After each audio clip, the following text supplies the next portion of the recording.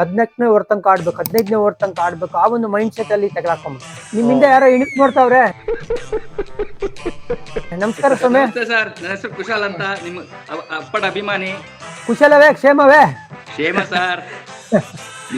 Sir, ನಾಳೆ ಏನಾದ್ರು special ಆಗಿ RCB ಏನಾದ್ರು ಮಾಡ್ಬೇಕಾಗತ್ತಾ ಸರ್ ಪಂಜಾಬ್ ವಿರುದ್ಧ ಗೆಲ್ಲಕ್ಕೆ? ಬಿಕಾಸ್ 2 ಗೇಮ್ಸ್ ಪಂಜಾಬ್ ವಿರುದ್ಧ ಗೆದ್ದಿದ್ದಾರೆ.